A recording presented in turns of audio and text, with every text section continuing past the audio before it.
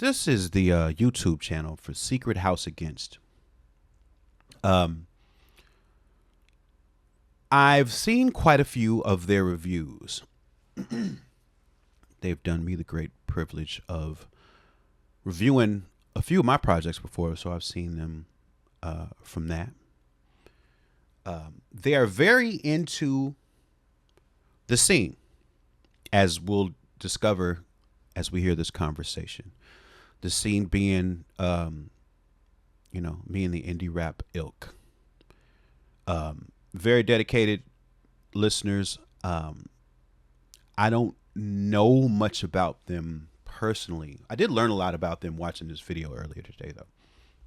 Mega is there on the top left. He's the one I've seen most consistently on all videos I've seen on this channel.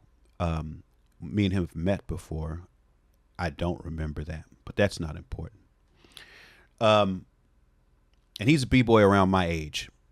So he's been, his inroads into this culture are very similar to mine. He talked a lot about that on a part of this video that we're not going to get to, but he talked about how his entry into hip hop and his loving of hip hop was informed by, the Four Elements. And that was also a similar experience that I had and Riff Napalm had and Akil and Psalm 1. Like when we all got into this, it was very much part of this framework where you couldn't just say you were hip hop. You had to be doing the things. You had to be rapping, breaking, doing graffiti, and if you could afford turntables, DJing, you couldn't just wear it as an outfit, or you couldn't just say you were down with hip hop. You had to be actually participating in the culture to make that claim. And there was an active, structured culture to participate in at that time. And that has sort of informed a lot of the values that I still carry to this day. That's Kosi, I think, on the top right. All of their screen names here are clearly jokes, right?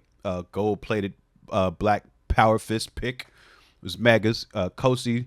But that's because he's the one who introduces this topic today on this particular episode of their podcast / YouTube show, exploring my song, We Should Have Made Otherground a Thing. And then Trey, I believe, is at the bottom, whose screen name right now is Mega Spotify Wrapped. I don't know why. I don't know why that is. There's a lot of inside jokes in here that I don't necessarily get, but we love an inside joke. We love an inside joke. We're the morning gang. We are made of inside jokes. It is who we are. So I can respect that in other groups as well. So yeah, Kosi wanted to discuss We Should Have Made Otherground a Thing, and I listened to it and thought it was a dope conversation, and thought that it was maybe something I could add some discourse to as they go through the song with all of the lore, and they start discussing it on the podcast here. Fan of Open My Eagle for how long now? Damn, nigga, I'm old. 2010. Oh, that's hey, me. Shut up, man. No, get out of here, bro. You old as fuck. See, I'm old, but that's outrageous. I've been a fan of Open My Eagle since I was in high school, so like 28. Yeah, like just before Brick Body Kids Still Daydream came out, I think I got hit. Like he's been one of my favorites, and someone who has consistently like completely changed my perception of what rap can be for his entire career. He's just continuously challenged what like the status quo of it is, and it's super interesting that through him doing this, he's just been here the whole time with all of the people we love. He's still his entire career has spanned the entirety of this culture that we constantly talk about. I have been rapping a real long time. And has anyone other than Open Mike Eagle distilled all of those experiences into one song where he says, we should have hollowed Otherground. We should have made this community that is very clearly formed and here into an official thing. Has anyone else done that? I think it's just brilliant that Open Mike Eagle has the songwriting. I remember when I first recorded that song, I remember I showed it to Rip. The Rip was like, "Why did you do this?" I still like, that's the whole problem with writing songs is I think I understand why I did it, but I'm so far removed from the week in which I had that idea and fully wrote the song and recorded it. I barely remember. I know that I felt compelled to tell the story of all of these connections and sort of draw them out for people. And I'm not sure even to this day how much of that was for me and how much of that was for other people. To make something this huge into such a short song, you know, he's such a talented storyteller, songwriter, rapper. He's the best. He's just the best. What do you guys think of this song? I love it. You know, like I was saying, like I've been a fan of Mike. I heard about him kind of right before I met him. I met him at South by in maybe 2009 or 2010. That's a long time ago. At an Anticon show. That's back when I used to go every year for little to no money, just driving to South by. So they didn't have any Anticon rappers. It was like Sun Lux and him and No Can Do came through, and I met Open Mike Eagle that night, and I copped Roadside Attraction EP, I think, from him. Another Roadside Attraction. That's my very first EP that I put out after I got signed to Mush and realized that they were going to hold on to my album for a year. That night, and I've been a fan ever since. I think he's had one of the greatest careers and the greatest possible outcome that could happen for an independent artist, and I think that he's really earned it. I think he's super talented. And oh yeah, Dr. Bobby Banner says one of the years I almost killed you under the tarp in the backyard thunderstorm. Yeah. Well, yeah, we did. Was that when we first met Bobby Banner? Yeah, it was one of the South Bys. I was out there. This had to be the 2014 one. We did a backyard show in the rain, and it was lightning and thundering under a tarp. It was harrowing. It was a harrowing experience. Just charismatic and one of the best. And what he's doing now with the kind of YouTube space, he was one of the first podcasters that I listened to that was a hip hop podcaster. He's just an amazing interviewer, an amazing dude. And this song kind of highlights, you know, his trajectory. He, you know, most of the people mentioned on this, like, yeah, matter of fact, it was me and Chesky on that show, right? Bobby Banner, was it I think that was me and Chesky. I can't remember who else. This all people that I'm familiar with, and it's all people that I have also been along for the ride and listened to and appreciated. There's nobody really on this that he mentions here that I don't know and fuck with intimacy, except for maybe MC Front a lot, because I just didn't care for their music. But man, it's like everybody on this shit is folks. You know, like, yeah, not folks like homies, but like people that I really fuck with. And you know, there's some cats that are mentioned on this who I think that should get more recognition and more props, who are, you know, incredible. Like, you know, Chesky and NASA. Shout out to Chesky. Shout out to NASA. It's a really wonderful track that it's kind of like one of those like intro shout outs. Like, it's kind of like the cover of like you know, People's Instinctive Travels. Yeah, he meant Midnight Marauders. Got everybody's face on it and shit. Like, this is everybody. This is the folks. This is the people. And he kicks it off in his very kind of I don't want to say typical. That sounds a little bit like zero and zero like make zero. Yeah, he just does it in his style of just like candid first person shit. It's fucking great. Yeah, it's great. Now, this track, like, I remember. You go ahead. I mean, he mentions Paul Barman on this shit. Damn right, I mentioned Paul Barman. That's a friend of the morning show. And as far as I know, like, there's not a lot of cats in the underground scene, especially black cats, in the same space as Open Mike Eagle, who give shouts to Paul Barman. But he's been rocking. Paul Barman's my OG. With Paul Barman for a long time. I think Paul Barman was on. Maybe it was dark comedy. Like, Paul Barman's. He was on Rappers Who Die of Natural Causes, and that blew my mind that he was down to get on the track with me, because that dude was legit like one of my heroes ever since I first heard him on that Deltron interlude saying, "What's happening? I keep my dreadlocks on a napkin ring, rap and sing." Like, man, what? Then I got down with all of his shit that he did with Prince Paul, and I was just a super fan from jump. So I was so over the moon that he was down to get on a joint with me because I thought I was getting on his nerves even asking. Been on his work. They done shit together, and I love Paul Barman. Unironically, I'm a fan of Paul Barman. Like, you know how crazy it is. You gotta say unironically before saying you like an artist. That's well, you know, like this is before your time, but people used to make fun of him for being hella Jewish. If you listen to the Blockhead shit, Party Fun Action Committee, crazy. There's a song on there that is very specifically. I forgot about that, but that is true. That Blockhead and Party Fun Action Committee, and this was the Blockhead album or project that came out through Def Chucks. They did have a joint on there that seemed to be targeting Paul Barman. And it is very true that at the time, I was unaware of this because I didn't even think that this was like an attitude or an opinion people had. But a lot of people didn't like Paul Barman because Paul Barman sounded unabashedly like a white Jewish man. He wasn't putting on a tough voice when he rapped. And I always thought that shit was charming. I always thought that, like, that's what we should make more room at the table for, was the people to sound like themselves. But there was a lot of backlash that he got, especially with the New York rap community, because apparently he wasn't sounding hard enough or whatever. Like, it seems like intentionally to be dissing MC Paul Barman. And, you know, that was the thing that he dealt with. It's like he was just a super Jewish white guy who was just being super Jewish white and rapping tight. And, you know, Open Mike Eagle doesn't pull any punches. He talks about Rap Ferrer on this as his brother, and he talks about Driver on this shit as like, on this album at least, maybe not this track, as his brother. And those people are people that... they're like, those are people who are kind of radioactive when this album came out. They're kind of people who have been demonized by, you know, the Me Too movement and a lot of things. And he doesn't shy away from that, even as a person who tends to have a politics, like a liberal woke politics on the right side of history with that shit. And he still shouts out his people. I love Open Mike Eagle. Ain't nobody can tell me shit about how dope he is. I think this was before the Rap Ferreira stuff, though. No, Rap Ferreira got fucking called out, years before that. This was for a while. This bus driver shit. This was before the big blow up. This is before the shit with his baby mother that happened. All this situation is so fucking messy.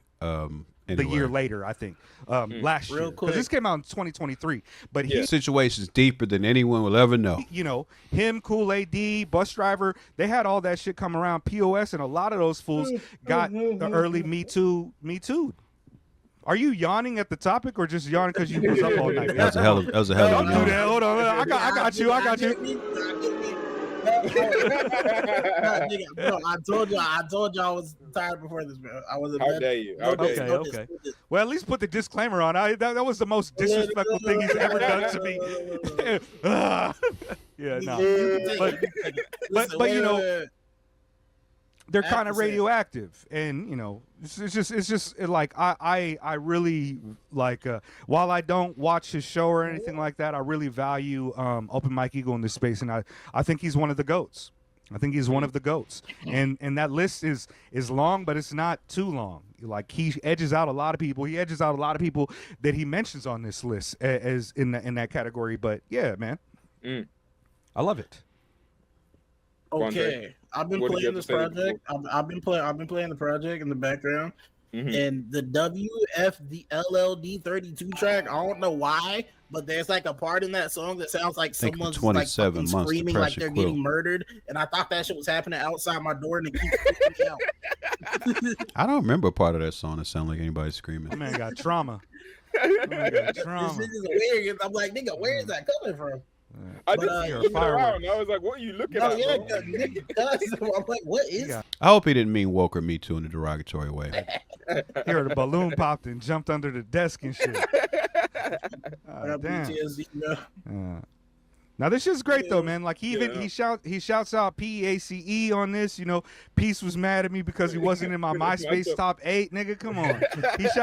He talk about arguing with AC Alone, arguments with Abstract Rude, LA Cool. You know, those are OGs. Those are his OGs and people that I love. And it's just quick question, yeah. LA Cool, that's just his name, right? Because that sounds like, okay, so that's not like a pun on LL Cool J. That's just his name. Okay, what? Cool. He changed it. Yeah. I remember the first time I saw that being like, damn, that guy's name is just LL Cool J without the J. That's so funny to see a young cat learn about all of these things. Like it never even occurred to me that LA Cool sounded like LL Cool J. But I guess from somebody new to this, that would seem like a very weird thing that this guy's name was that similar. Like I was. No, it's like L.A. L.A. Cool. Yeah. L.A. Okay, Cool. that makes sense. But he used to be, if I'm correct, Spoon Iodine. No, he was not Spoon Iodine. He's always been either L.A. Cool or the Rifleman. He's not. Spoon Iodine is a completely different person. Yeah. No, I have no idea. Yeah, but he's a legend. President Prescott Moon, what up? Yeah, for sure. He's on that that Blue album we discussed earlier this year as well. Right, and he also had beef. He got into a Twitter beef with Talib Kweli. And Kweli was like, "Yo, this nigga talking shit." He messaged Micah 9, and Micah 9 was like, "Yeah, I'm with this nigga right now." Of course, that's L.A. Cool. How did you not know who L.A. Cool was, Talib Kweli? I thought you was ahead. Is that how Micah 9 talks? Bitch-ass nigga. Yeah. Hey, Micah 9 sound like Michael Jackson, bro. Yeah. There's so many people mentioned on this. Is so dope. Chesky, man, fucking shout out to Chesky. Fake 4 music, My favorite line is when he's like, "I thought Philly was full of assholes until I met Hozilla and Casher." I just love that line. So sick. Yeah, when I first met them, been doing shows with... when I first met Hozilla and Castro, they was all a crew together.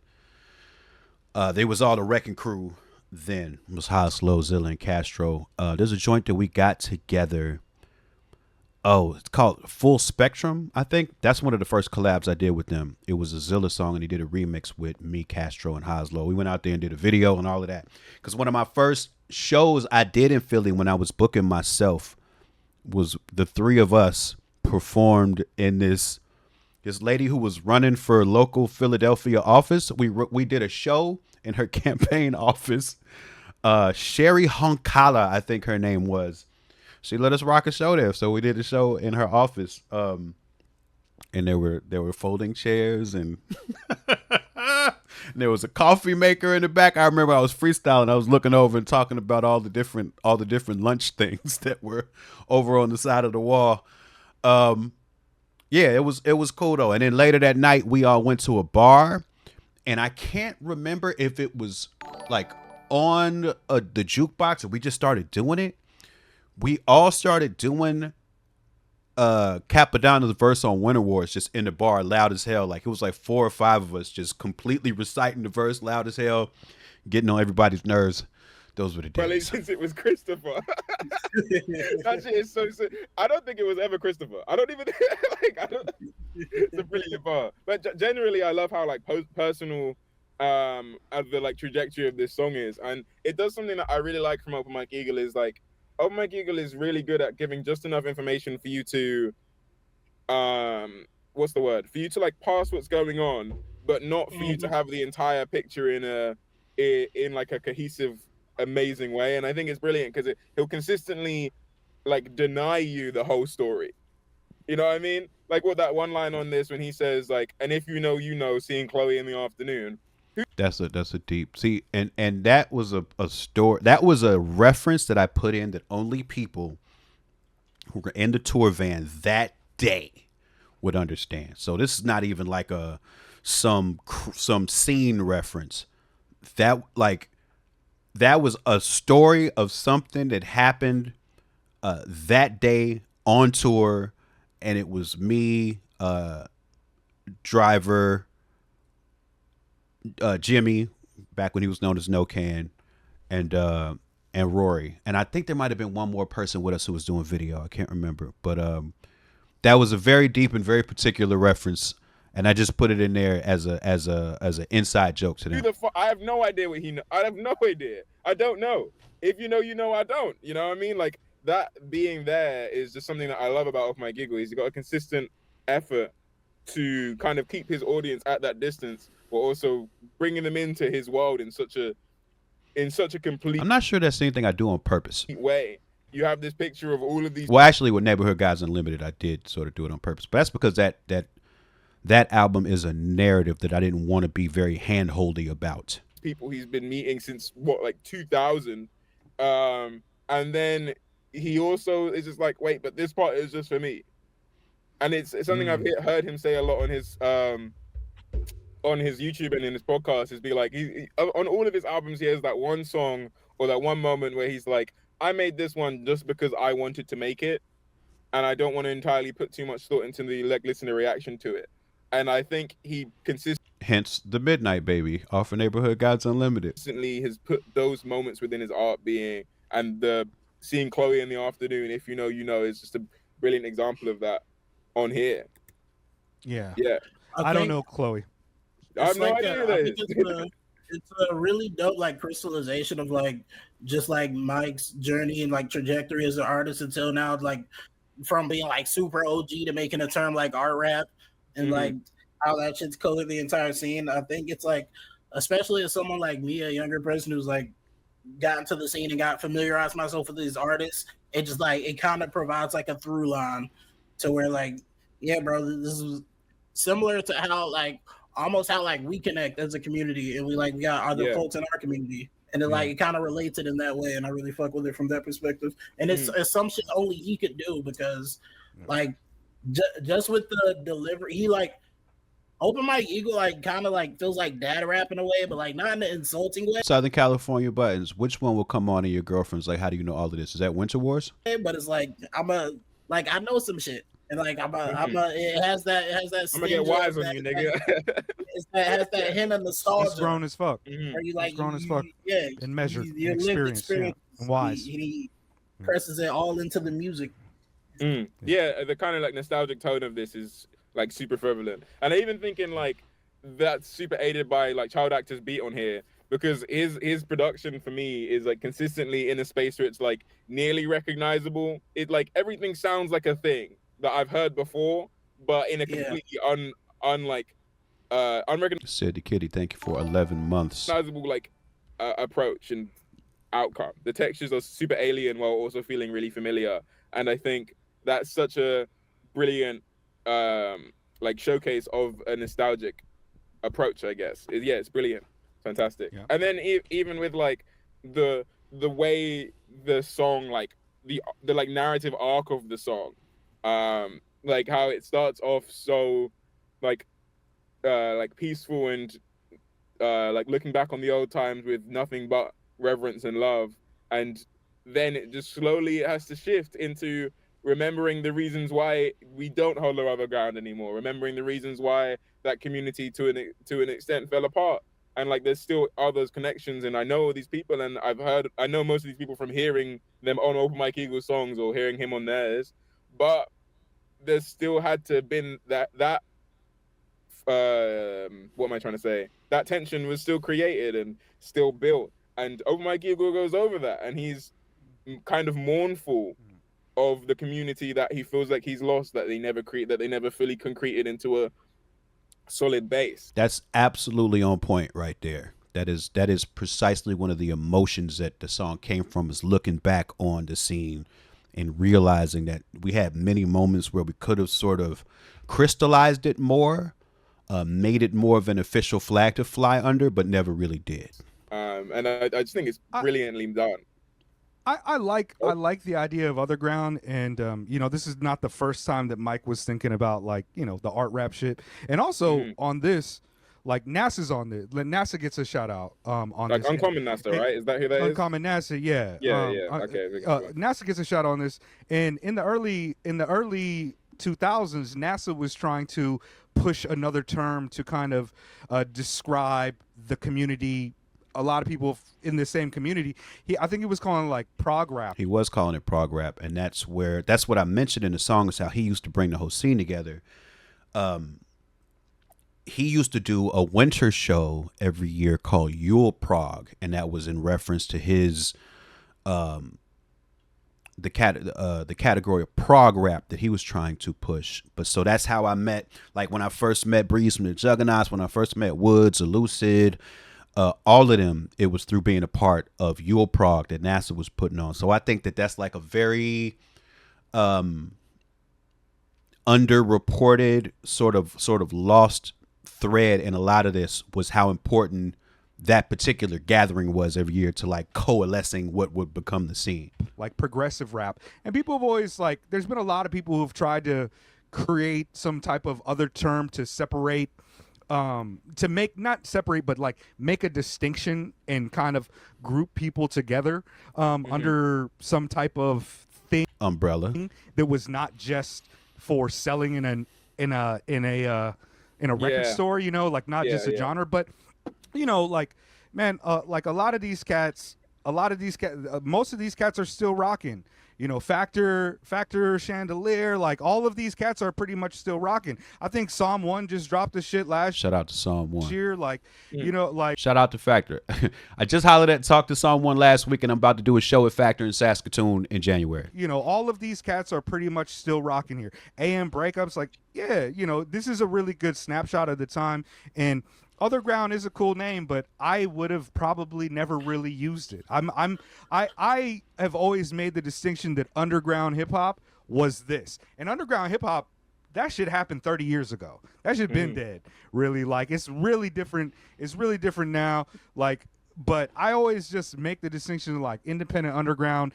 This is what I mean. I don't mean some gangster rapper who's still selling tapes out of their trunk or whatever, trying to get on or whatever. Like, independent underground to me was the split that happened in the late 90s after the Telecommunications Act, where a lot of these regional guys who are really lionizing the four elements and coming from this kind of radical tradition of art, black radical tradition in politics, decided that the music industry was whack, and they thought maybe perhaps they could make something of it.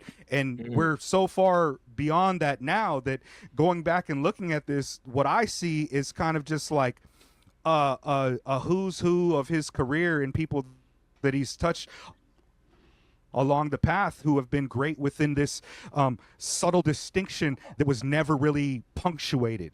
Like most of these cats, like some of these cats, for example, like MC Frontalot and Samus, they're firmly in the nerdcore subgenre of hip hop shit. You know what I mean? Like, that's not, those guys are not necessarily doing the same things as Mike or doing the same things as LA Cool or, you know, is the interesting thing there for me is that I think largely we do a lot of the same things. I think that what happened in the nerdcore thing is that Frontalot particularly found energy around that particular label and found that people, there were people who were looking to rally around something like that in particular, and it took off and became a thing of its own. But if you really look at the nuts and bolts of what Frontalot was doing, especially early on, it's beats and raps, and it's you know, heady, wordy, you know, very whimsical, technical shit. And I think it's very much in line with what a lot of us were doing.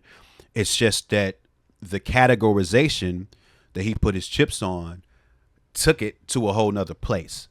I mean, and Samus, you know, Samus is a dope rapper and producer. Samus is a dope rapper and producer, and the same with Megaran. And it was interesting because Megaran met Samus first, and then we both did a show with her together in Ithaca back years ago, and I put that in the song as well. But Megaran and Samus are both dope black producers and rappers. Rand just found something with this Mega Man thing and getting the arm buster and going in with it. And Samus found the same thing with the Metroid character. She got an arm buster too. Like, you know, and that those things can bring you a type of attention that can take on a life of its own. But at the end of the day, and that's part of the reason why we all get along, is because we all fuck with beats and raps. We all have a basic reverence for the craft of what this is. And it's just a lot of mutual respect at the end of the day. You know, Brother Ali, it's just but it is a cool kind of highlighting of his personal trajectory and the people that he's touched along the way. It's really it's really nice. It's really nice and beautiful. You know, Mike's been putting it down for a long time, even, you know, before he moved to Cali, before he got noticed, before all that shit. And yeah, I was quite happy. Like, I haven't listened to a Factor Chandelier album, a Graham Factor shit, in a long time, but I'm sure they're still dope. So yeah, this is what I thought about it. Yeah, it's great. I'm glad you picked this. It's fun for me. I do think it's interesting, like kind of like the function of it is like a label more so, because how Mega did like kind of hints at how like underground now, if like at one point underground was associated with like the shit we're familiar with, but it like it feels more like before backpack rap. It feels more like a catch-all these days. Like there's underground niggas. That is true. Who sound like Cardi and shit. Sound like the biggest rappers in the world right now. Because that's the underground that my son listens to. Like if you asked him what type of rap he likes, he would say underground rap music, and it's got absolutely nothing to do with anything happening that I'm familiar with or am associated with at all. So like shit, maybe Otherground could be worthwhile. I mean, like I don't care about labels and shit. I don't really care that much. Yeah, but like I think it's an interesting distinction. I think the interesting part of it is kind of to what Mega said, is like so many of these genre labels and names are created as a means to sell something easier. And I do find it interesting, like in the context of Otherground and the way Open Mike Eagle uses it here and the way it's appeared in songs previously, it does feel more like we are just trying to create and solidify a community right now. So we need a name so we can just all sit in the same mission. Exactly that. Here, you know? Yeah. So it's like you have all of these things where it's like the team was swimming, we dropped 2 logs in the deep end. It's like we had the team doing this thing, but our lack of organizing just has kind of caused it to crumble. And then me and LA Cool are arguing, and me and Peace is mad, and it's all of this happening. And we used to holler Otherground, but because of our lack of like controlling that vision, a unified vision. I see you, Trey. Thank you very much. Because of our lack of controlling that as a unified vision, it crumbled, and now these people are still cool. But you know, I bet Open Mike Eagle he's saying these things with the idea that I wish I was more cool with these folks. I wish I could still just reach out to these men and like end up in a conversation with them. I'm walking down the street and seeing these people, you know? Well, I mean, I imagine he's still cool with like the swim team and shit. I'm still cool with everybody. Well, there's one person that I said in that song who I'm not cool with at all. Ooh, I wish I could take him out. But everybody else, I'm still incredibly cool with. And so the lamenting in the song does not come from wishing I still had a relationship with these people. The lamenting in the songs comes from feeling like, especially at my advanced age within this rap thing, looking back and like, oh, there was an opportunity there to galvanize something in a way that would have helped all of us even more. And I think when it came to Hellfire Club, we got really, really close to sort of having a good collection of people who were moving it in a certain way and had a flag we were all flying under. The business just kind of got out of control of that because it became popular in a way that the business structure of it wasn't really ready to handle. So it couldn't scale up the way it needed to. But when I look back on it, I'm like, oh, a looser collection of people flying the same flag, in a way that you could have pointed to it, like even whether it was a record label or not, you could have said like, oh, this is the Def Jux movement, or this is the Anacon movement, or something like that. If we had had a flag, an official flag that people were flying under for that specific amount of time when everybody really was fucking with each other and everybody was active, it could have been really interesting, you know. There's a lot of folk going on. I think another thing about it too, and something that I've kind of dealt with in my life, even when I was making music, or when I, you know, just tell people like, what do you do? What do you do? Common person? Are you? Oh, yo, we got Kosi in the chat right now. Kosi is coping Mike Eagle here on the in the video we're watching. What up? Thank y'all for talking about this song, and I'm glad you're here to peep our discourse, adding to the discourse. Mega, I get a little embarrassed when I have to tell a layman that I'm involved in hip hop culture some way, because most people, when they think about hip hop culture, it is not towards this. It's like you tell like, even if you just tell a random black folks, I fucking, you know, I make hip hop music. They're like, what kind of sound you make? If you tell them you make this type of shit, it's like, damn. And there's a lot of people who wanted to separate themselves from the values that are espoused, the antisocial Sean AA, thanks for the gift to Kosi. Narratives and the kind of like opulence and nasty elements, rotten elements of mainstream hip hop. And so to make I constantly make like, no, I listen to independent underground, avant-garde, experimental, like I try to do that. So like, so many adjectives. Like one of the cool things about you said that with is crazy. Sorry, go on. One of the things is just like, well, one of the things is just like Otherground sounds dope. It's like, what do you listen to? I listen to Otherground hip hop. It's one of the best names that I've heard for it. If you know, you know type shit. Prog hip hop. That sounds a little bit too pretentious. I make art rap. I think that art rap sounds very pretentious. I make backpack rap. Defrag sounds. I don't know what defrag is. They get into this conversation about defrag on here, and I'm like, what is this? Yeah, I'm like, the jury's still confused and scared out on that. But I think that's what people are trying to. There's kind of this like, we want to make a subtle distinction, but we don't want to make the distinction towards. And they say that, okay, worst so you said defrag is from Caltrops Press. And what, like, I've seen Caltrops Press, but what is that? Like, they mention that here too, and that name rings a bell, but I can't recall exactly who they are or what they do. A genre-specific form of marketing, So it's like, this is just good. These are all Otherground guys who make everybody on this list that he's talking about. Well, the vast majority of them make very, very different music from each other. Yeah, very different music from each other, and that's great. That's part of Other. That's the Other. Like even though. So Caltrops is a radical leftist writer that makes zines about interesting artists that we know. Interesting. This is all over the place, and some of them find love for Doom, who's very much more famous than most of the people on this track. There's still this special cohesion that perhaps has more to do with the ethics and the value of the art and the creation of it and the community of it beyond the actual sonic qualities of it that make it a genre. So I like the name Otherground. When I hadn't heard it before. I hadn't heard him use it before this album. So well, yeah, they're gonna get into it a little bit too, because too much shit. But yeah, Rap Ferreira has a song on one of his early joints called Otherground Pizza Party. Oh, Mega, what's up? Okay, worst Desu. Okay, word up. Well, welcome to the chat. Some shit. We really appreciate y'all's channel over here, so that's what's up. Yeah, the Otherground Pizza Party with Open Mike Eagle on it. On his like the Things That Happen at Night project, and that's like what, like 2012.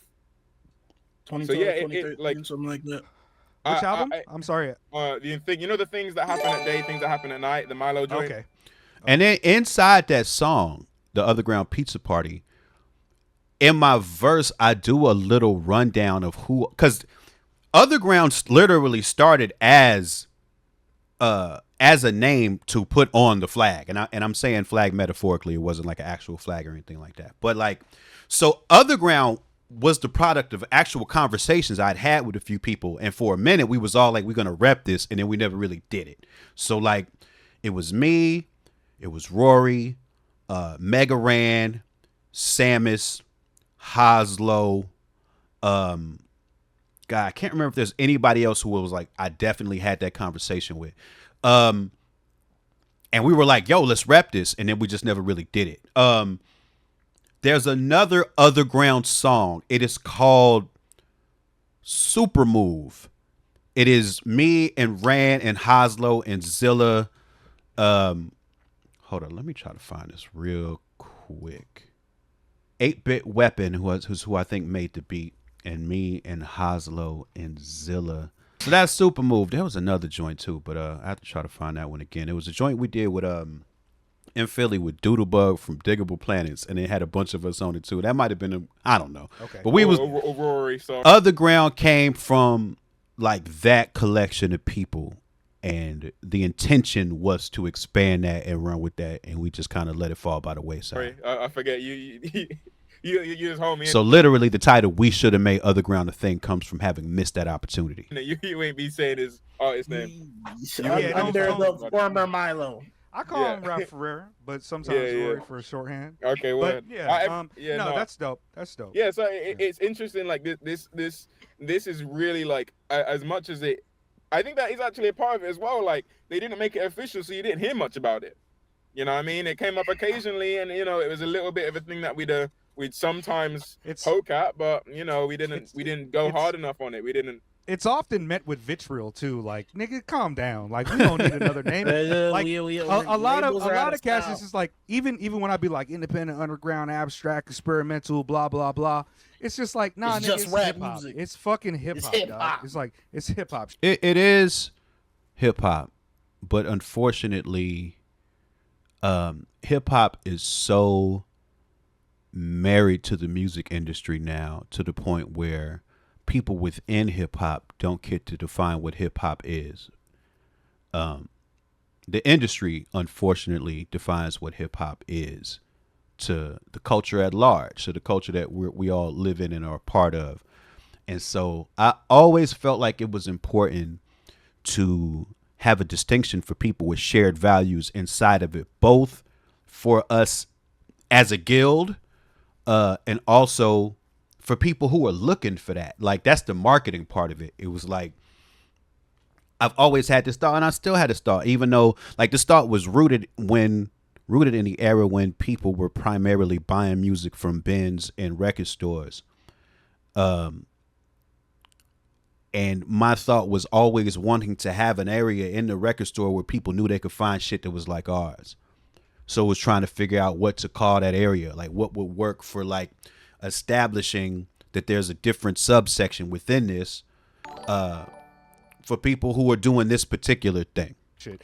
It's like, I remember, like, Anticon guys, they try to do music for the advancement of hip hop, and that was kind of like them being like, we're gonna make weird shit, and everybody was like, y'all, fuck y'all white niggas, man, y'all really, what are you? It's not good white enough for people hip-hop? talking about What's wrong with hip hop? White people talking about it, advancing hip hop, kind of crazy. Well, I mean, some white people have kind of earned they've earned the strokes for it more than any of us have. A lot of them. I mean, I don't think hip hop. I didn't know one of the four elements of hip hop was saying nigga and shit. Like, white people have been around since the beginning too, man. It was poor people in New York that vastly disconnected from us. On the white people on earth. No, I mean, I think I'm not trying to bail them out. I'm just saying, like, it's met with vitriol. It's met with vitriol. Whoever does it. And I do think that's interesting. I mean, this is very much a sidetrack, but I've been trying to get into philosophy recently, so I'm trying to bring it into every conversation I have. The kind of like the idea of like all of that for the forward movement of hip hop, and all of your art being a vessel for evolution of the art is like a very like modernist approach to art, from what I've been reading. And that was like that joke I made the other day when I said the hip hop Adorno is like, that's kind of what I was poking towards, is the idea of kind of how I push against the idea of all art needing to be this like forward thinking. We're taking what was and we're pushing it forward, and what was previous, it isn't. I'm not saying that they're saying what was previous is like primitive by comparison. But I think it is interesting to be like, we're pushing this forward, and it's very postmodern. To me, the idea of needing to push it forward is something I find like super, like it's super difficult for me to pass whether that is the answer or not. I suppose. Sure. I'm with you, and it is a very postmodern thing. And in one of my, sorry to cut you off, Trey. In one of my reviews of Open Mike Eagle, I say Open Mike Eagle is one of the kind of more easily to diagnose postmodern artists in hip hop. And so I mean, I'm tracking with you. I track with that right there. Yeah, absolutely. Yeah, he's very postmodern to me. I think it's interesting thinking of like a label and like more of a sense of like community and like community values in a sense. Because that's exactly what I feel it is. Like a lot of people in our circle like came up rapping around like similar time, like pandemic type time, and it was way more like congealed into this one thing, but like it started splitting off over time for various reasons, ideological reasons or whatever. But I feel like trying to just like distill the current creative moment into something more cohesive, and I guess there's attempts at that with like defrag rap and things of the sort. But just the process of trying to nail that down. I'm trying to. We should have called it. We should have called it Discord rap. That shit was rap Twitter at a point. It was like hip hop Twitter. Yeah, there was all rap. There was on Twitter. Yeah, they clicked up. I don't have a problem with being called postmodern though. I don't think that's a bad thing. I don't also I haven't even really thought about the term postmodern in like 20 years, right? So I don't know if there's some negativity to it now that wasn't around before. To me, like, I would think of myself as postmodern because, I mean, rap has just been around that long. And I feel like where I come from with my art, the history of rap as I'm aware of it is part of the foundation of where I come from. Like, I'd be making a completely different type of music if I hadn't have been listening to rap music for 30 years. Like, to me, it feels like it's in conversation with what has come before in a way that's like definitely postmodern, because to me, my writing, my intentions include all of that in a very conscious way. Like, I think that my perspective on the history of rap is folded into my approach to rap. So that would make it postmodern. But also, I don't know if that's what people mean. You know what I'm saying?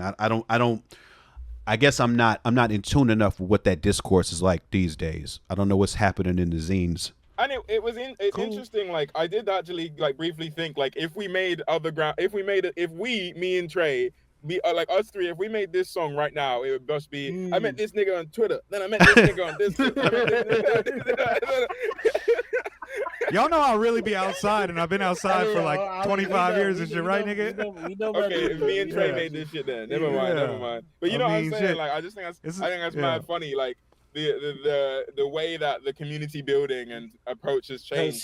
So different. Yeah, it's completely different. The way you create a community, the way you create a quote unquote scene now is an entirely different beast. And I do think, in the sense of, like, if you're creating a name for community creation, then that has to be created by that community. You know, you can't just have, like, you can't force it. Yeah, we can't have something like imposed on us and then it's like, oh, this is the answer to all of our hip hop problems. And I do think, not to get too big on the defrag thing, because I want to have an actual topic of that when I'm more prepared to talk about it, because I have a lot of thoughts that are very uncollected. But I do find, like, the not outsider approach, but kind of taking all of these people. It's interesting in the chat. There appears to be a connection between postmodernism and reality that would somehow make what I do not postmodern. But I guess in the way that I think about it, I don't know. I feel like postmodernism is it sort of adds to the discourse of what reality means, like what the perception of it is through art. But I don't know. I probably need to read more about how people are talking about it these days. Like a thing and placing them in this one collective thing, when a lot of them niggas like a certain. What are you doing? This is mail from nigga, from you Couch got your address all on camera. This is mail from Couch Rock. Mega don't give a fuck. Cover your you're doxing yourself, bro. Hey Meg, if I put this on YouTube, let me know if I should cut this part out. The address is on the front of that. Nigga don't care, bro. Anyone can run up on him. See me outside. This nigga's crazy. I call. Yeah, I don't give a. I mean, come on, man. Nah, but I feel you. I tell people I'm an EK Booker all the time. You see me outside. I feel you, because like it has to be like. I'm gonna say too, because we're not gonna go through the whole rest of the video here, but I really enjoyed y'all's discussion on the four elements, and I was just reminded of it right now because at some point, Mega, you started talking about how much you be wanting to fight people in the streets, and and that's a minor part of what y'all discussed, but I did appreciate that for that four elements discussion because, like I was saying before you got on when I first started this, my entry into this culture was very similar to yours, to the degree that, you know, I read a book called Bomb the Suburbs when I was in high school that said very clearly you can't just say you're hip hop. You have to be engaging in these arts. You have to be participating in this culture to call yourself that. And you also reminded me of how much our clothing, our uniform, like if you will, used to be so distinctive that people could just look at you and tell if you was with the b-boy culture or not. And how different that used to be from how people used to dress. And I don't know, it brought back some great memories. And also, I mean, it's a little bit sad too, because it's one of those things that is a reminder of how much that this particular subculture that used to feel very structured has sort of dissipated and become ingrained into the mainstream in a way that, like, you know, like if you think about somebody like MF Doom, for instance, MF Doom used to be something me and my homies listened to while everybody else was arguing about Big and Pac. Like me and my homies was listening to the first MF Doom 12 inches and shit. Like we weren't really concerned with that thing. It was like, it felt like some secret shit that only we gave a fuck about, that wasn't even, you know, it'd be like talking about fecal lungs or something today, like in a mainstream conversation. And we never would have foreseen a world where like my son fucks with MF Doom, where like his artistry and his image arose to the point of being recognizable. And I think part of that is sort of how the strictures between this underground structured world we lived in sort of meshed with the world, with the greater context of American pop culture.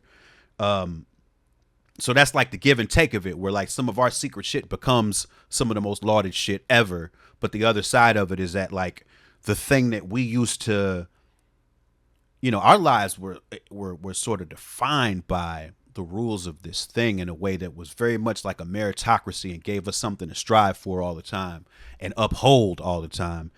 And that feels like it's largely lost. Like a more like communal thing, like you said, because like for any thoughts I may have on defrag, like anyone doing that was always going to be ambitious, and like, but it makes sense in its action of like, there is a lot of dope shit going on. We got Shamar, we got Snotty, we got like a bunch of people doing dope shit. But like trying to nail that down, like I don't think that's something that can be done on a whim or like over the course of like one piece of writing. I was trying to be quiet on it. I was trying to be quiet on it because I thought it was a good segue to go into my four element conversation. But I really do think that like more so than anything, about what Caltrops is doing on that is more theoretical than it is any type of let me create a movement. I think it's more of a theoretical type of thing that here's a theoretical distinction and what defrag might mean in the larger context of this grouping of art that seems to separate itself. But you know, anytime you make those distinctions, I think that they can be a bit reductionist. And his approach, he seems to do the things that a lot of the old heads did, in saying that a lot of the other shit that comes out is banal, vapid, meaningless bullshit, and it just so happens that, you know, it comes across a way when you start talking about black art that way. It bro, seems you're giving away it's a always free topic, been, bro.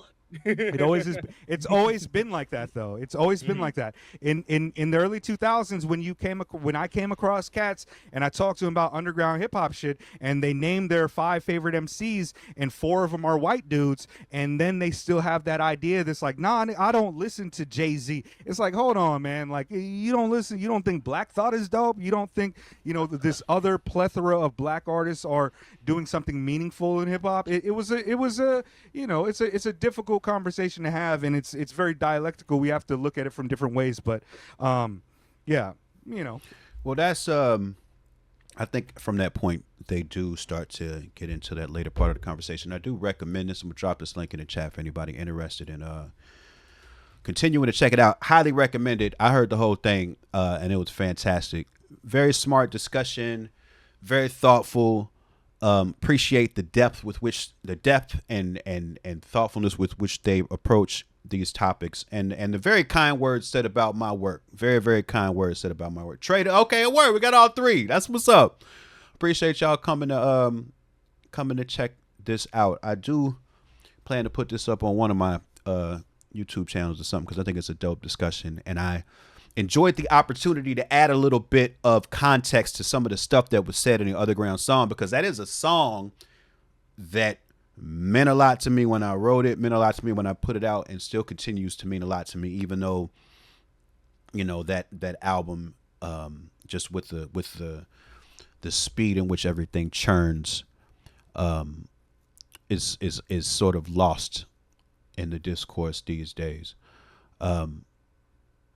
So I appreciate y'all for that. And y'all tap into Secret. Everybody should be tapping into Secret House Against, man. They have awesome reviews and awesome discussions on that channel all the time. And I feel like with the voraciousness, with the appetite that people have for hip hop discourse, I feel like their videos should be getting way, way, way, way more love. Like and subscribe, homie, friend. It's free. Stop playing.